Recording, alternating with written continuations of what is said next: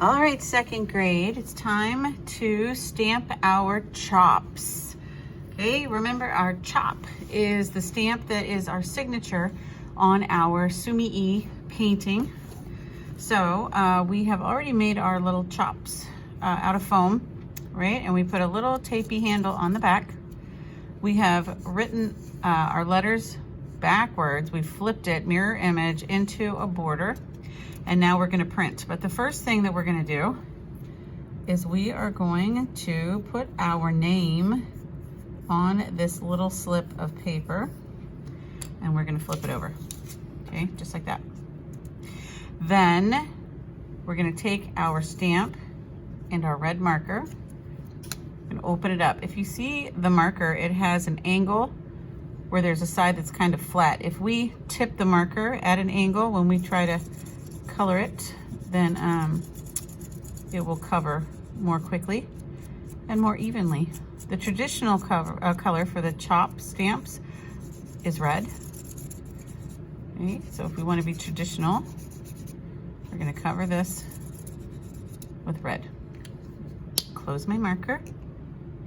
Now, in order for this to work properly on our paper, to print the way we want it to, I have a damp rag. And we don't want it to get too wet. So I'm gonna call you up to my desk, right? And then by table. And then I'm just gonna dampen your paper just a little bit. And you're gonna take your stamp very carefully, press it down.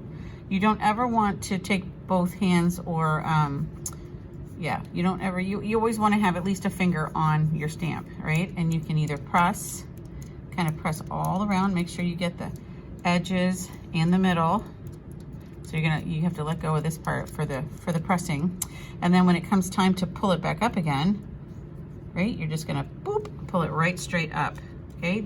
Making the paper damp like that makes a big difference.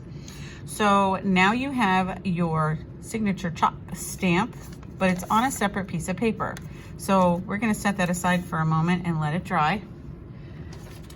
And I'm gonna pull down one of my examples, right? Here's one of the examples of the Chinese New Year ox that I painted for you. And I'm gonna use a stamp that I have already cut out. So this dries very quickly. And then when it is dry enough, we're gonna cut it out. We're gonna leave some of this paper edge around it. We're not gonna cut it out right to the red edge. And that way, if it doesn't come out the way you like it on your paper, you can always try another one, right? And we can find one that you like. And then you can take this and kind of move it around. Try to figure out where you want to put it, okay? Traditionally, they seem to go in corners or in spaces that are more empty. So for me, this space up here looks the emptiest. I think I'm gonna go ahead and put my stamp up here. And to do that, I'm gonna take my glue stick and I'm gonna I gotta make sure I get around all the edges. Okay, all the edges, because I don't want any flappy edges. So I'm gonna take this very carefully, line it up. I got closer to the phone. All right, and very carefully smooth it down. All right, and that is how we attach our signature stamp. Good luck.